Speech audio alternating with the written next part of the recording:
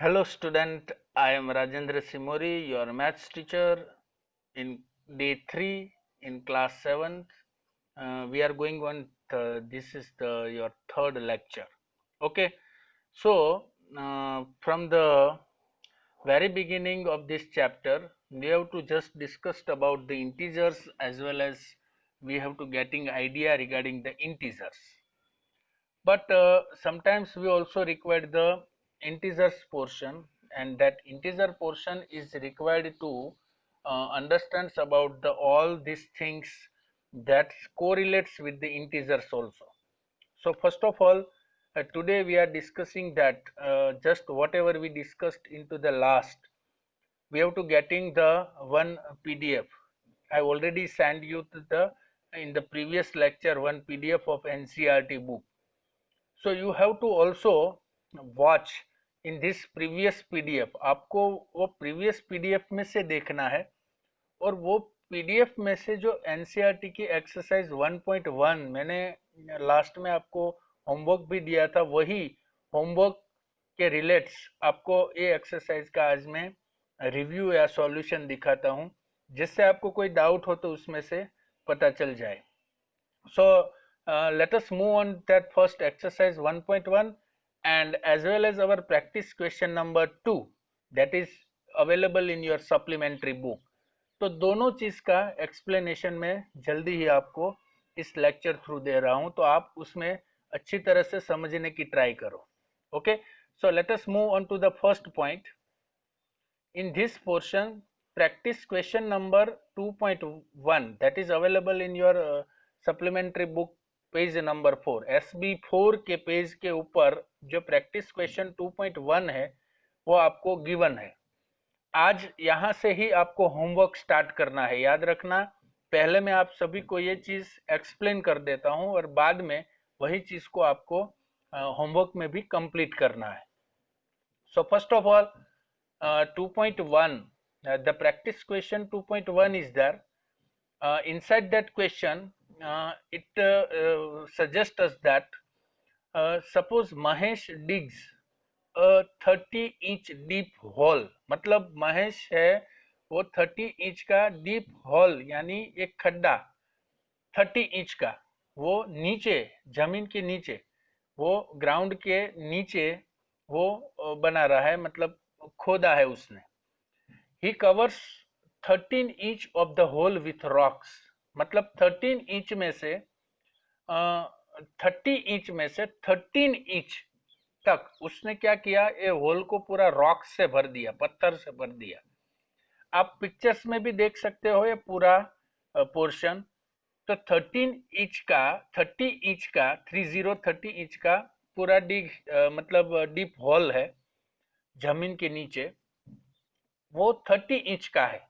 मतलब उसका एरिया जो है 13 इंच का है. उसमें से 30 इंच पूरा खड्डा, उसमें से 13 inches of the hole with the rocks से यानी पत्थर से भर दिया.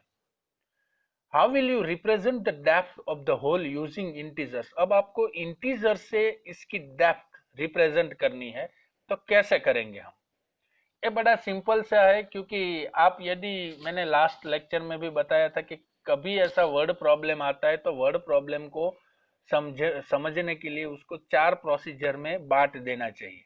वही 4 प्रोसीजर यहाँ ब्लू लाइंस में लिखी है, वही चीज का सॉल्यूशन. और आप भी अपनी बुक में ऐसे ही लिखना जैसे यहाँ पे बताया गया है, क्योंकि यदि हम एक मेथड को फॉलो करते हैं तो वही मेथड यदि हम इम्प्लीमेंट करते हो तो that is very good for you. So in this question, what are the given, मतलब हमें क्या दिया गया है इसमें. 30 इंच का डीप हॉल है and it filled with the 13 inch of the rocks. यानी एक 30 इंच का डीप हॉल है, इसमें 13 इंच रॉक से भरा हुआ है. ये 13 इंच से भरा हुआ है, ये चीज हमें बताई गई है. That is given into the question. तो given portion we have to write first in every word problem. हमें पहले क्या लिखना है, क्या दिया गया है वो सभी पॉइंट्स हमें पहले लिख देने हैं. समझ में आ गया. दूसरी चीज, अब उस क्वेश्चंस में हमें क्या करना है, क्या पूछा गया है, हमें वो चीज भी मेंशन करनी है। That is called the asked. Asked मतलब हमें क्या कहा गया है कि depth of the hole after 13 inches are covered with rocks. Rocks को भर जाने के बाद वो होल की डेप्थ आपको मेजर करनी है। तो ये तो सिंपल सा है कि 13 इंच का होल है, 13 इंच में से 13 इंच तक तो रॉक्स भरे हुए हैं, तो बाकी की चीज आपको मेंशन करनी है, बतानी है। तो ये आपका आंसर होगा। तो आस्क्ड में आपने दोनों लिख दिया। Third one, which one operation is required. तो हमें पता है कि 13 इंच में से 13 इंच भर गया है, तो हमें ये दोनों के बीच कौन सा ऑपरेशन यूज करना चाहिए, सब्ट्रैक्शन ही यूज करना चाहिए। सब्ट्रैक्शन यूज करेंगे।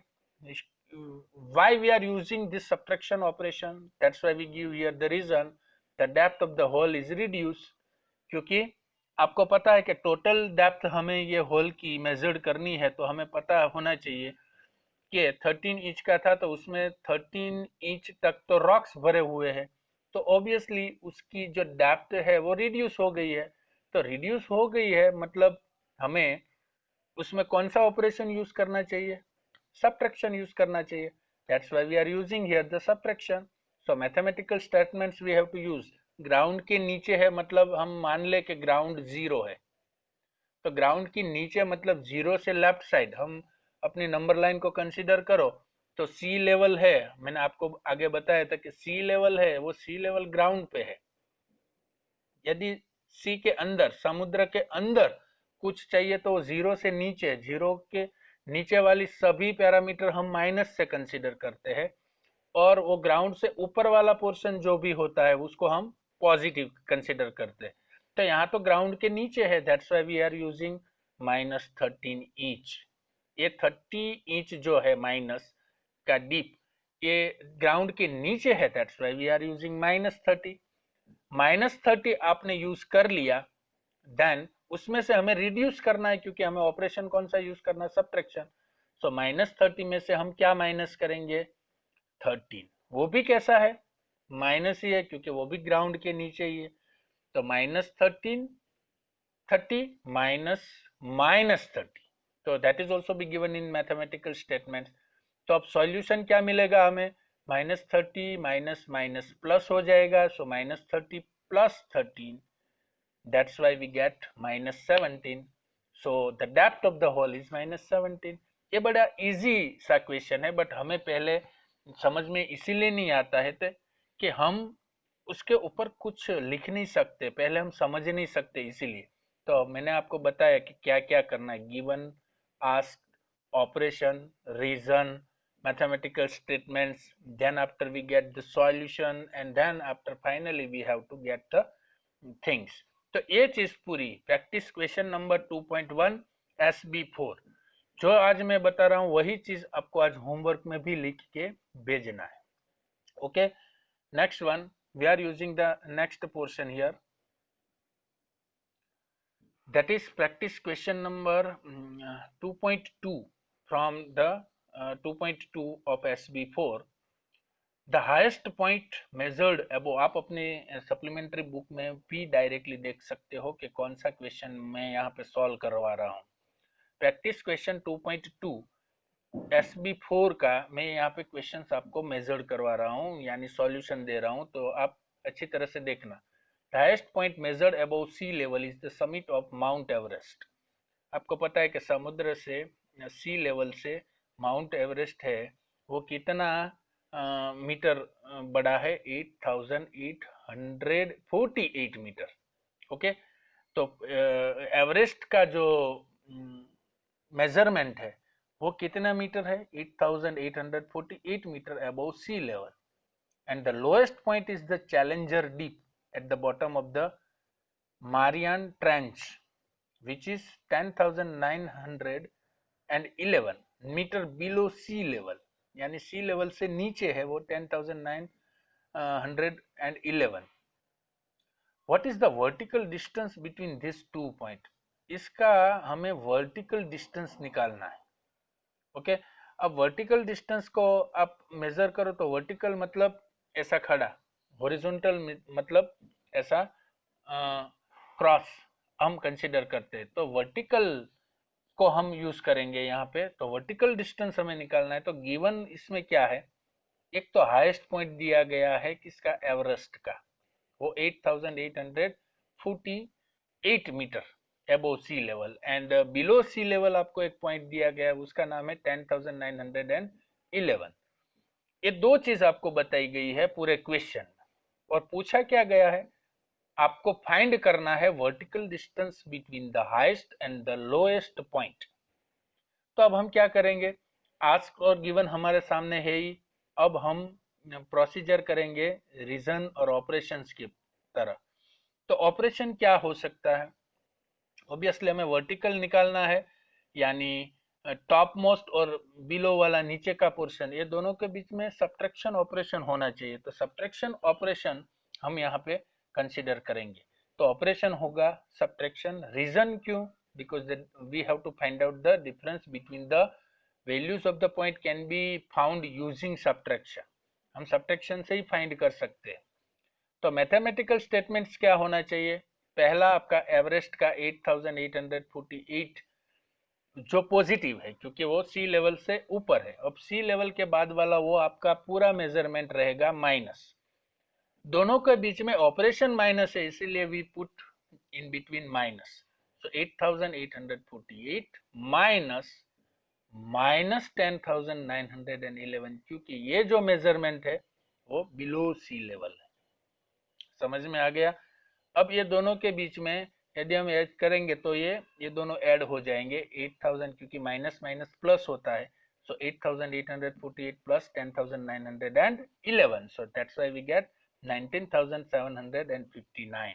So the vertical distance between Mount Everest and the Challenger Deep, whatever we mention into the question, that is 19,759 meter. तो ये भी बड़ा इजी था। We also move on to the another portion, practice question 2.3 जो SB4 में दिया गया है, वो थर्ड क्वेश्चंस को हम यहाँ पे सॉल्व करते हैं। क्योंकि ये सभी चीज मैंने आपको होमवर्क में दी थी, शायद आपसे नहीं हुई होगी या आपको कुछ दिक्कत है, तो फिर से मैं ये सब चीज आपको बता रहा हूँ। तो इस SB4 का 2.3 क्वेश्चन है, वो green grocer had a profit of 47 rupees on Monday, loss of ₹12 on Tuesday and loss of 8 on the Wednesday. Express his net profit or loss for these 3 days as an integer. आपको integer में उसको profit है कि loss है वो बताना है। तो आपको क्या बताया गया है, मंडे का प्रॉफिट बताया गया है, ट्यूसडे का लॉस बताया गया है, एंड वेडनेसडे का भी लॉस बताया गया है। वो it respectively gives us 47, 12 and the Wednesday's loss was 8. अब आपको पूछा क्या गया है, the net profit, you have to find out the net profit or loss for these 3 days. तो हमें तीनों में क्या करना है, एडिशन ही करना है। तो ऑपरेशन हमारा डिसाइड हो गया कि तीनों का हमें एडिशन करना है। रीजन क्या है, द प्रॉफिट और loss can be totalled to get the net profit और लॉस, क्योंकि हमें यही पता तभी चलेगा जब हमारे पास पूरा टोटल होगा। तो हम टोटल करने के लिए तो एडिशन ही यूज करेंगे, that's why we are using the operation addition. Now mathematical statement is suggesting that 47 जो भी प्रॉफिट है उसको हम पॉजिटिव लेंगे, लॉस है वो हम नेगेटिव लेंगे। 47 प्लस, यहाँ पे ट्यूसडे लॉस है इसीलिए -12 लेंगे, और वेडनेसडे भी लॉस है, that's why we get -8। 47 plus -12 plus -8, that's why we get the solution 47 plus -12 plus -8. So both are 47 -12 -8 यानी -20 होगा। So 47 plus -20 मतलब 47 -20, so remains is 27. So the green crosser had a net profit of 27. यदि ये negative में आती है तो loss कहा जाता था, but it will get here the positive, that's why we can say that it's a profit. यदि यही वैल्यू नेगेटिव में आती तो उसको लॉस बोलते, अदरवाइज ये यहाँ पे पॉजिटिव आ रही है, that's why we can say that it's a profit. समझ में आ गया ना मैं क्या बोल रहा हूँ?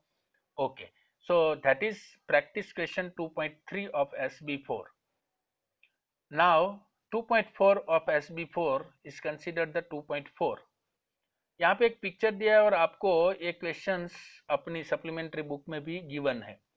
The water level in the well was 20 metre below ground level. Ground level से वाटर लेवल है वो कितना है 20 मीटर. समझ में आ गया ना. एक कुआं है, वेल है, और वेल में 20 metre below the ground level. Ground level से वो कुआं वेल कितना नीचे है 20 मीटर. मतलब वाटर है वो 20 मीटर बिलो है ग्राउंड लेवल से. During the rainy season rain water collected in different water tanks was poured into the well. कैसे वो सब रेनी सीजन में रेन वाटर वो सभी अंदर डालते हैं. And the water level rose 5 metre above. मतलब वो जो 20 मीटर रहता था वो कितना राइज होता है after rainy season 5 metre rise रोज होता है. मतलब इतना बढ़ जाता है. The wall of the well and the water level rose 5 metre above the previous level. मतलब 20 मीटर था तो उससे 5 मीटर अबोव हो जाता है. and the water level rose 5 meter above the previous level. The wall of the well is 1 meter 20 centimeter high. मतलब हम ऐसा बोल सकते हैं कि ये जो वेल की जो ऊपर उसको क्या बोलते हैं कि जो दीवार होती है वॉल वो कितनी है 1 मीटर 20 सेंटीमीटर हाई. मतलब 1 metre and 20 centimetre 1 metre and 20 centimetre high. इतनी ऊंची दीवार है. And pulley is fixed at a height of 80 centimetre. मतलब ये जो पुली ऊपर जिससे हम पानी खींचते हैं वेल में से वो पुली लगाई हुई है. वो पुली है वो उसकी हाइट कितनी है 80 centimetre. At the pulley is fixed at the height of 80 centimetre. Raghu wants to draw a water from the well. अब रघु उस वेल में से पानी निकालना चाहता है. The minimum length of the rope that he can use. अब उसमें वो जो पानी निकालने वाला है उसमें उसको कितनी मिनिमम लेंथ का रोप चाहिए. समझ में आ रहा है. रोप का मतलब क्या होता है रस्सी. कितना चाहिए. So minimum length of the rope that he can use 17 metre 18 metre 96 metre के 97 मीटर. अब यहाँ पे तो हमें क्या करना है सभी का एडिशन कर देना चाहिए. The minimum length of the rope that can be used. क्योंकि आपको पता है कि पहले 20 मीटर तक का पानी का था. बाद में रेनी सीजन के बाद 5 मीटर बढ़ रहा है उसमें. फिर आपकी वॉल जो है उसकी भी आपको एक लेंथ दी गई है हाइट दी गई है. और बाद में आपकी पुली की भी एक हाइट दी गई है. सभी को आप मिला लो. सो आस्क्ड क्या है the minimum length of the rope that can be used. Okay. So what will be do here all operations going for the addition जैसे मैंने अभी बताया. By totalling the vertical distance we can find out the minimum length. मतलब हमें ये पता चल जाएगा सभी का हम टोटल कर लेंगे तो पता चलेगा कि यदि हमें इसमें से पानी निकालना है तो हमें मिनिमम लेंथ ऑफ द रॉप कितनी चाहिए. Not we will express all distance in centimeter as the height of the wall is expressed in meter and centimeter. समझ में आ रहा है कि सभी चीज यहाँ पे ऐसी दी गई है कि सेंटीमीटर्स मीटर्स में distance are covered into the centimetre. Okay. But all the points are using here that is expressed into the meter and centimeter both. सिर्फ एक ही ऐसा मेजरमेंट है जो मीटर एंड सेंटीमीटर दोनों में गिवन है. तो इसके लिए हमें कंसीडर करनी चाहिए कि कौन सा आंसर होना चाहिए. 17 मीटर हमारा आंसर आ रहा है वो सही है. 18 मीटर है 96 मीटर है कि 97 मीटर. तो just we have to check it out. Mathematical statement ऐसा होता है कि 1 मीटर को सेंटीमीटर में कन्वर्ट करना है तो 100 से हम मल्टीप्लाई कर रहे हैं. वो तो पुराना सा रूल है हमें पता है कि यदि मीटर को सेंटीमीटर में कन्वर्ट करना है तो 100 से मल्टीप्लाई करो। तो मीटर को पहले हम सेंटीमीटर में कन्वर्ट कर देते तो 100 सेंटीमीटर हो जाता है।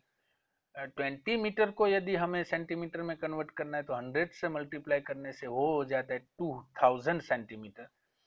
तो we have given here 5 metre and 100, तो 500 सेंटीमीटर हो जाता है। So finally we get 2000 plus, सभी को हमने सेंटीमीटर में कन्वर्ट कर दिया। सो फर्स्ट वन हो गया 2000 प्लस माइनस 500, क्योंकि वो नीचे जा रहा है ना, वो हमारा मेजरमेंट जो है वो माइनस रहेगा, minus 500 plus 120 plus 80, that's why we get the 1700 centimetre. अब 1700 सेंटीमीटर है तो हमें मीटर में कन्वर्ट करना चाहिए।